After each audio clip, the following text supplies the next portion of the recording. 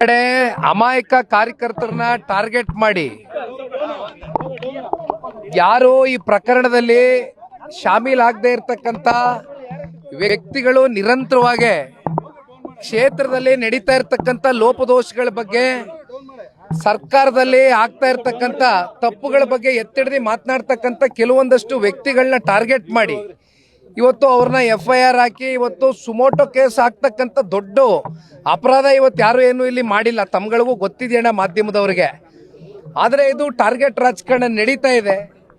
ಇದಕ್ಕೆ ಪುಷ್ಟಿ ಕೊಡ್ತಕ್ಕಂಥದ್ದಕ್ಕೆ ಪೊಲೀಸ್ನ ಅಧಿಕಾರಿಗಳು ಕೂಡ ನಾನು ಆಗ್ತಾನೆ ಹೇಳಿದ್ದೀನಿ, ದೇಶದ ಕಾನೂನು ಸಂವಿಧಾನಕ್ಕೆ ಬದ್ಧರಾಗಿ ಇವತ್ತು ಪೊಲೀಸ್ನ ಅಧಿಕಾರಿಗಳು ವರ್ತನೆ ಮಾಡಬೇಕಾಗಿದೆ. ಆದರೆ ವಿಪರ್ಯಾಸ ಸರ್ಕಾರದ ಕೆಲವೊಂದಷ್ಟು ಜನಪ್ರತಿನಿಧಿಗಳ ಒತ್ತಡಕ್ಕೆ ಮಣಿದು ಇವತ್ತು ಇಂಥ FIRಗಳು ನಡೀತಾ ಇದೆ. ಅಂದರೆ ಒಂದು, ಇವ್ರು ಯಾರಿಗೂ ಕೂಡ ಇಲ್ಲಿ ಜೈಲಿನ ವಾತಾವರಣ ನೋಡ್ತಕ್ಕಂಥದ್ದಕ್ಕೆ ಯಾರು ಅಂಥ ಸಂಸ್ಕೃತಿಯಿಂದ ಬಂದಿರತಕ್ಕಂಥವ್ರಲ್ಲ, ಅಂಥ ಹಿನ್ನೆಲೆ ಬ್ಯಾಕ್ಗ್ರೌಂಡಿಂದ ಬಂದಿರತಕ್ಕಂಥವ್ರು ಯಾರೂ ಇಲ್ಲ.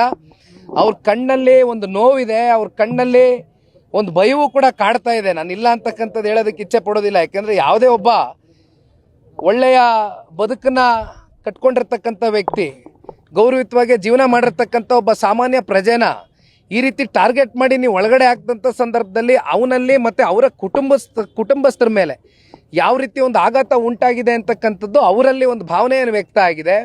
ಹಾಗಾಗಿ ಇವತ್ತು ಅವ್ರಿಗೆ ಭೇಟಿ ಮಾಡಿ ನಮ್ಮ ಶಿಡ್ಲಘಟ್ಟ ರವಿ ಅಣ್ಣ ಅವರು, ಈ ಭಾಗದ ಶಾಸಕರು ಮತ್ತು ಮಾಜಿ ಶಾಸಕರಾಗಿರ್ತಕ್ಕಂಥ ಕೃಷ್ಣಾಡೆ ಸಾಹೇಬರು ಸೇರಿ ಅನೇಕ ಜನ ನಾವು ಮುಖಂಡರು ಬಂದು ಅವ್ರಿಗೆ ಧೈರ್ಯವನ್ನು ತುಂಬಿದ್ದೇವೆ. ಅವ್ರ ಮನೆಗಳಿಗೆ ತೆರಳ್ತೇವೆ, ಅವರ ಕುಟುಂಬದ ಸದಸ್ಯರ ಜೊತೆನೂ ಕೂತು ಚರ್ಚೆ ಮಾಡ್ತೇವೆ.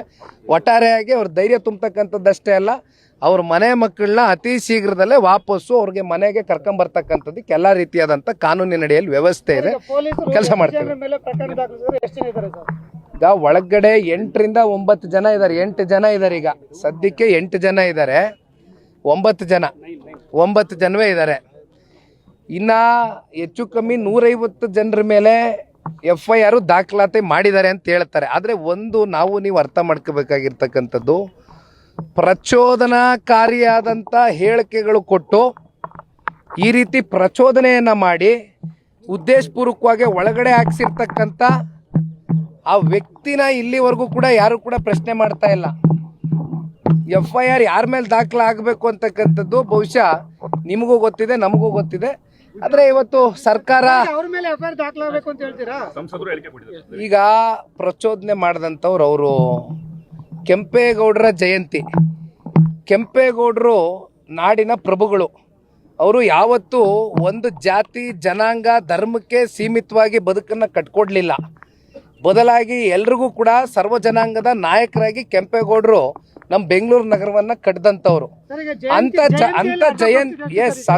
ಜಯಂತಿಯ ದಿನದಲ್ಲಿ ಅಲ್ಲಿ ಜಿಲ್ಲಾಡಳಿತ ಸಂಪೂರ್ಣವಾಗಿತ್ತಲ್ಲ, ಇದನ್ನ ಯಾಕೆ ಇಲ್ಲಿವರೆಗೂ ಪ್ರಚೋದನೆ ಮಾಡ್ತಕ್ಕಂಥದಕ್ಕೆ ಜಿಲ್ಲಾಡಳಿತ ಕಣ್ಮುಚ್ಚಿ ಕೂತಿತ್ತು ಅಂತಕ್ಕಂಥ ಒಂದು ಪ್ರಶ್ನೆಗೆ ಅವ್ರು ಉತ್ತರ ಕೊಡಬೇಕು. ಇವತ್ತು ಪ್ರಚೋದನೆ ಅಂತ ತಾವು ಹೇಳಿದ್ರಿ, ಶಾಸಕರನ್ನ ಜಯಂತಿ ಬರತ್ತಪ್ಪ.